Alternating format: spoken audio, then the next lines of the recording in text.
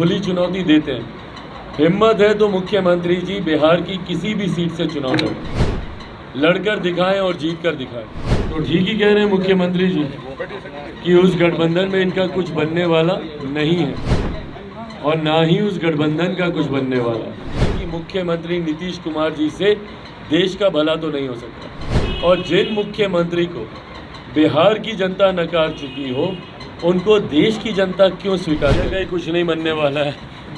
बिल्कुल ठीक कह रहे हैं, उन्हें कुछ नहीं बनना है क्योंकि इंडिया का ही ये जो तथाकथित जो विपक्षी दलों का जो ये गठबंधन है जिसमें इन्होंने मेरे देश का नाम अपने राजनीतिक लाभ के लिए ये लोग इस्तेमाल करने का ये लोग प्रयास कर रहे हैं। तो ठीक ही कह रहे हैं मुख्यमंत्री जी कि उस गठबंधन में इनका कुछ बनने वाला नहीं है और ना ही उस गठबंधन का कुछ बनने वाला। जिस तरीके से रह रहकर विरोधाभास इस गठबंधन में देखने को मिलता है, बिहार की बैठक में दिल्ली के मुख्यमंत्री का नाराज़ होना, बेंगलुरु की बैठक में मुख्यमंत्री बिहार इनका स्वयं का नाराज़ होकर वापस आ जाना, और अब मुंबई की बैठक में देखते हैं भैया कौन नाराज़ होकर आता है या कौन नाराज़ होकर जाता ही नहीं है।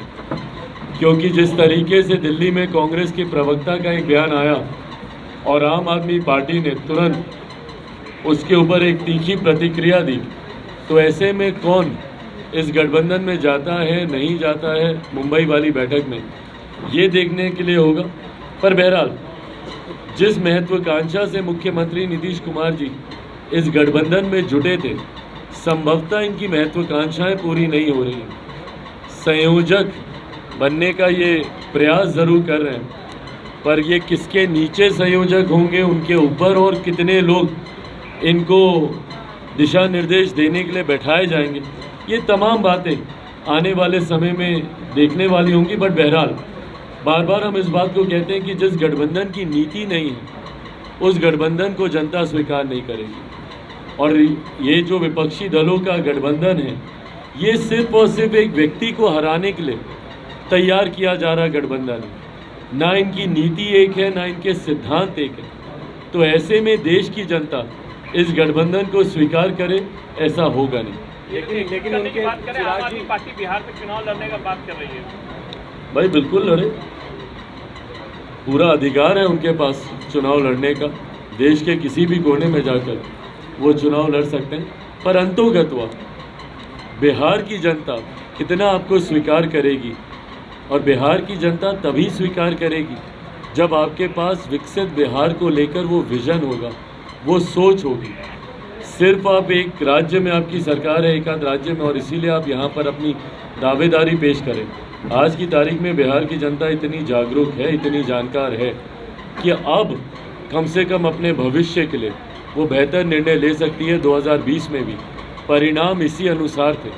मुख्यमंत्री जी को तीसरे नंबर की पार्टी बनाने की सोच इसीलिए थी क्योंकि बिहार की जनता उनसे आक्रोशित थी और उन्हें नकार चुकी थी। भले आज वो किसी की कृपा पर मुख्यमंत्री बन गए, पर बिहार की जनता अब जान गई है कि किसको अपना साथ देना है, किसका नहीं। नीतीश कुमार के मंत्री श्रवण कुमार ने लेकिन कहा है कि यूपी बिहार के जनता लोग चाहते हैं कि पीएम इंडिया गठबंधन की तरफ से पीएम उम्मीदवार नीतीश कुमार हो। कौन सा सर्वे करवाया है उन्होंने, पूछेगा मंत्री जी से। भाई बिहार में सर्वे करा लें तो सबसे वर्स्ट मुख्यमंत्री अगर कोई आएंगे तो उसमें पहले पायदान पर ज़रूर मुख्यमंत्री नीतीश कुमार जी होंगे। ये लोग बंद कमरों में अपने 4-5 समर्थकों से अगर सर्वे कराकर अपने आप को एक भ्रम में रखने का सोच रखें तो अलग बात है। पर बिहार, उत्तर प्रदेश, झारखंड, अगल बगल के जितने राज्य हैं, कम से कम वहाँ के लोग जानते हैं कि मुख्यमंत्री नीतीश कुमार जी से देश का भला तो नहीं हो सकता। और जिन मुख्यमंत्री को बिहार की जनता नकार चुकी हो उनको देश की जनता क्यों स्वीकार करेगी, जिनकी स्वीकार्यता अपने ही प्रदेश में नहीं है। अगर अपने प्रदेश में है भाई तो हम खुली चुनौती देते हैं। हिम्मत है तो मुख्यमंत्री जी बिहार की किसी भी सीट से चुनाव लड़कर दिखाएं और जीत कर दिखाएं। क्यों भैया दूसरे राज्यों में जाकर सीट तलाशने का ये प्रयास कर रहे हैं? इसी डर से ना, क्योंकि बिहार से ये चुनाव नहीं जीत सकते। भाई इनके विधायक नहीं बिहार से चुनाव जीत पाते।